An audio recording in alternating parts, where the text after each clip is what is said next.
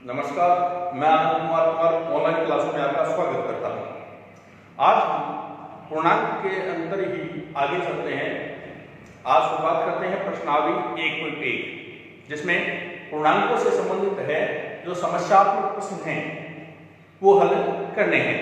पहला प्रश्न दे रखा है, किसी विशिष्ट दिन विभिन्न स्थानों के तापमान है वो अलग अलग सेल्सियस डिग्री में दे रखे हैं और उनसे संबंधित एक प्रश्न आ रहा है।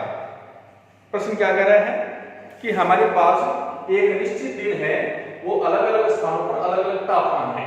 जैसे लाहौल स्पीति पे 8 डिग्री, वो भी किसके माइनस के।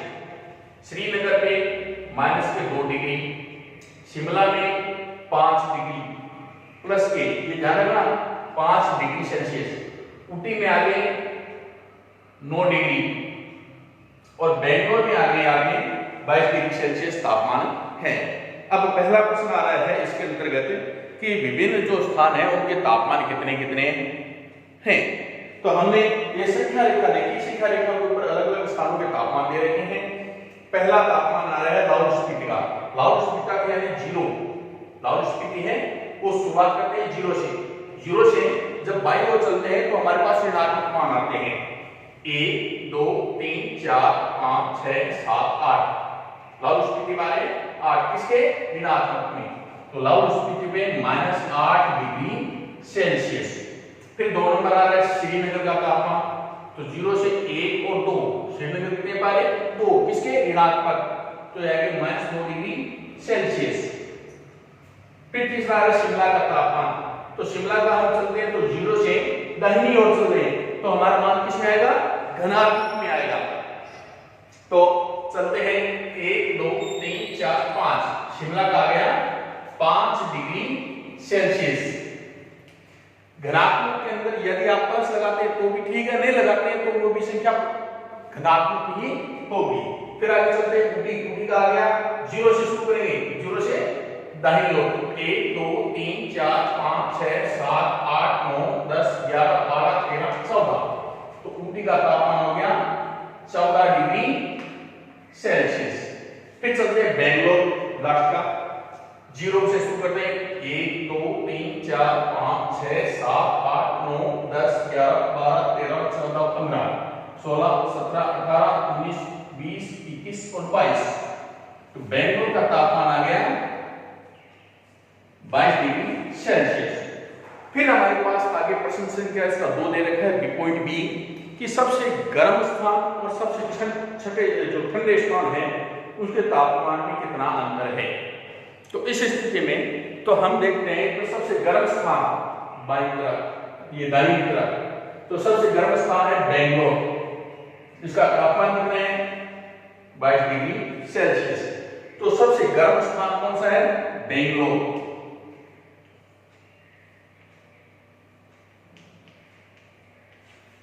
तापमान आ रहा है इसका 22 डिग्री सेल्सियस।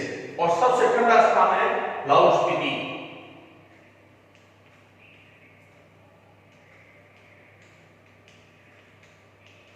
लाहौल स्पीति का तापमान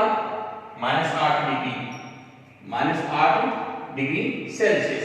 अब हमें इसका अंतर बताना है। हमें क्या बताना है, इसका अंतर।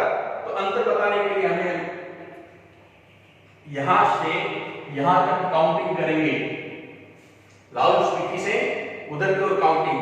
तो यहां इसको मान लिया 0, 1 2 3 4 5 6 7 8 9 10 11 12 13 14 15 16 17 18 19 20 21 22 23 24 25 26 27 28 29 30, यानी 30 डिग्री का तापमान का अंतर है। यदि हम संख्या रेखा के ऊपर गिनते हैं तो 30 डिग्री का तापमान का अंतर है। अब इसी को ही हम क्या करेंगे, संक्रिया द्वारा करेंगे। बेंगलोर का तापमान हमारे पास कितना है 22 डिग्री। अंतर करना यानी दोनों में घटाना, माइनस 8 डिग्री,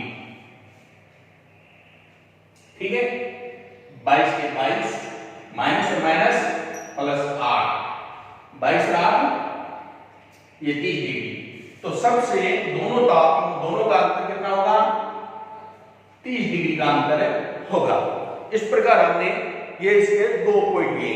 इसी का आगे का पॉइंट और एक और है, 2 पॉइंट और दे रखे हैं, लाहौल स्पीति और श्रीनगर के तापमान में अंतर। तो हम संख्या रेखा के ऊपर देखते हैं, ये संख्या लाहौल स्पीति और श्रीनगर के तापमान में अंतर। तो श्रीनगर का तापमान कितना है? -2। फिर इसका अंतर ज्ञात करेंगे संख्या रेखा के ऊपर, 1 2 3 4 5 6। कितने डिग्री का अंतर है? 6 डिग्री का अंतर है। इसी प्रकार आगे का प्रश्न और भी कर सकते हैं। आगे का सवाल संख्या 2। सवाल संख्या 2 में क्या कह रखा है कि जो सोमवार को श्रीनगर का तापमान है वो -5 डिग्री सेल्सियस है। मंगलवार को उस तापमान में 2 डिग्री सेल्सियस की कमी हो गई। कितनी डिग्री की? 2 सेल्सियस की कमी हो गई। फिर मंगलवार को तापमान क्या था? बुधवार को तापमान में 4 डिग्री बढ़ गया। तो तापमान बुधवार को कितना होगा? तो हम देखते हैं सबसे पहला पॉइंट, श्रीनगर का तापमान सोमवार को कितना है? श्रीनगर का तापमान सोमवार को कितना है? तो सोमवार को तापमान है -5 डिग्री सेल्सियस। कहां पर है? यहां पर है। फिर मंगलवार को क्या हुआ? तापमान में 2 डिग्री की क्या हुई? कमी हुई।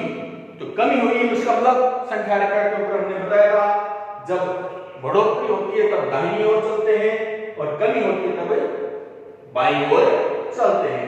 तो ये हमारा दायां हाथ है, ये मेरा बायां हाथ है। तो मैं किधर की ओर चलूंगा?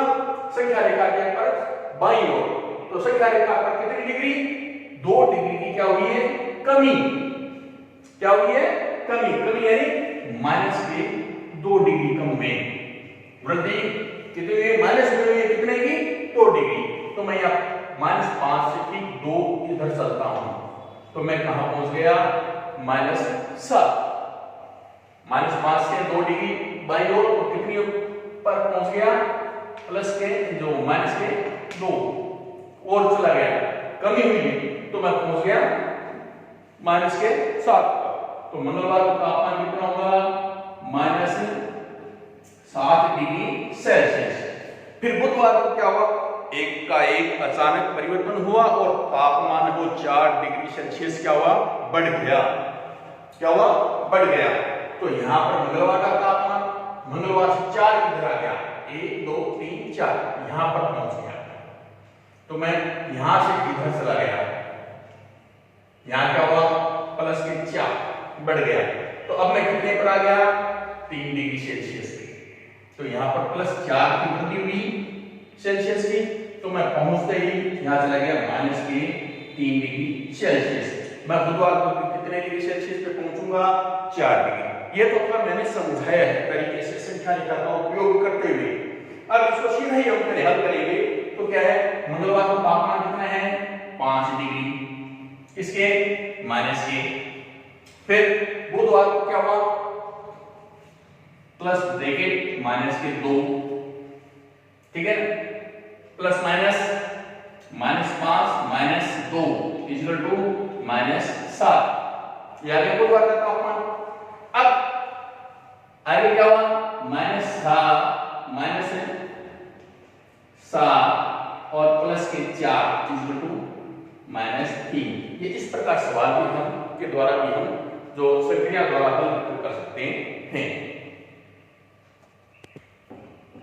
आगे हमारे पास 5वां सवाल है। मोहन अपने खाते में 2000 रुपए जमा कराता है। अगले दिन वह 1642 रुपए निकाल देता है। यदि खाते से निकाली गई राशि ऋणात्मक संख्या है, क्या है? खाते से निकाली गई राशि ऋणात्मक संख्या है, तो खाते में जमा कराई गई राशि को आप कैसे निरूपित करेंगे? और निकासी के पश्चात मोहन के खाते में कितनी राशि शेष है? तो हमारे पास क्या है? मोहन के, हम शुरुआत करते हैं कितने से? मोहन के खाते में धन है। पहले कितना धन है हमें पता नहीं है, कितना धन है हमें पता नहीं है, कितना भी होगा, लेकिन हमारी तरफ से मोहन के खाते में कितना धन है? 0 है, यानी कुछ नहीं है। फिर मोहन ने खाते में जमा कराए कितने 2000 रुपए। कितने 2000 रुपए खाते में क्या कराए जमा कराए हैं, अंदर रखें, तो खाते में क्या हो गए वो जुड़ गए। फिर उसने क्या किया, अगले दिन खाते से जो धन निकाला वो निकाला था 1642 रुपए। 1642 रुपए। अब प्रश्न क्या कह रहा है कि यदि निकाली गई राशि है वो ऋणात्मक है, क्या है ऋणात्मक, तो जमा कराई गई राशि क्या हो जाएगी धनात्मक। क्या हो जाएगी धनात्मक। यदि निकाली गई राशि है वो ऋणात्मक है तो जमा कराई गई राशि क्या हो जाएगी धनात्मक। पहला प्रश्न क्या है, पहले प्रश्न का उत्तर जमा कराई गई राशि क्या हो जाएगी धनात्मक। पहला प्रश्न बन गया। अब देखिए पहले प्रश्न का उत्तर आ गया हमारे पास क्या पॉइंट ए, जमा कराई राशि धनात्मक होगी। क्या होगी, जमा कराई गई राशि है वो क्या होगी धनात्मक होगी। अब बात आती है कि अब अनुमान के खाते में कितना धन है, तो अब शेष धन पॉइंट 2 शेष धन है। शेष निकालने के लिए क्या करते हैं, हमेशा ये ध्यान रखना बाकी करते हैं, तो क्या होगा 2000 माइनस 1642 इक्वल टू 358 रुपए। अब शेष जो राशि है वो खाते में जमा ही है, निकाली तो नहीं है, तो शेष राशि क्या रह जाएगी धनात्मक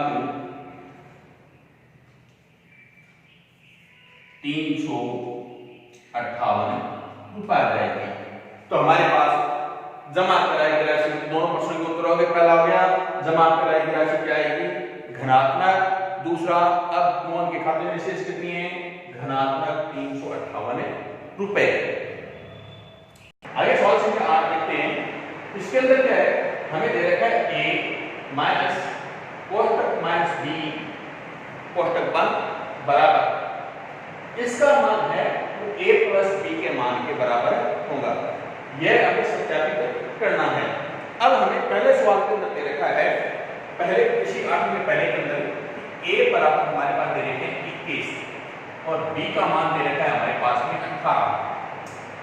इस जो समीकरण के माध्यम से हमें इसको सत्यापन करना है। क्या है a माइनस कोष्टक माइनस b कोष्टक बंद बराबर a प्लस b। अब हम जो मान दे रखे हैं a बराबर 20, a बराबर 21 और b बराबर 18 का मान हम रखते हैं। a का मान कितना आ गया 21 माइनस 18 कोष्टक बंद बराबर 21 प्लस 18। यहां हमने क्या किया a बराबर 21 और b बराबर 18 का मान रखा। ठीक है।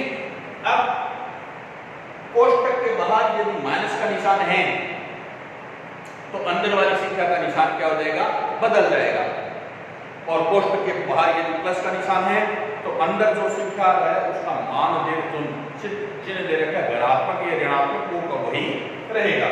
तो पहला 21 के बाद कौन है 21 माइनस और माइनस प्लस इसके 18 बराबर ये दोनों ही प्लस के 21 प्लस 18 8 1 9 1 और 2 3 बराबर 8 1 9 2 1 3। यह भी 39 है, यह भी 39 है, यानी दोनों का मान समान है। यह क्या हुआ सत्यापित हुआ। क्यों, क्योंकि LHS equal to RHS left hand side यह और राइट हैंड साइड दोनों बराबर है, यह सत्यापित हुआ, सत्यापित हुआ। इस प्रकार हम जो प्रश्न संख्या 8 के अंदर शेष 3 और दे रखे हैं वो तीनों आपको अभ्यास के लिए दिए हैं। घर पर भी आप इसी प्रकार अभ्यास करें। लगातार अभ्यास करने से आपको जो प्रश्न से संबंधित समस्याएं हैं वो सारी दूर हो जाएगी। इसलिए घर पर आप अभ्यास करें। धन्यवाद।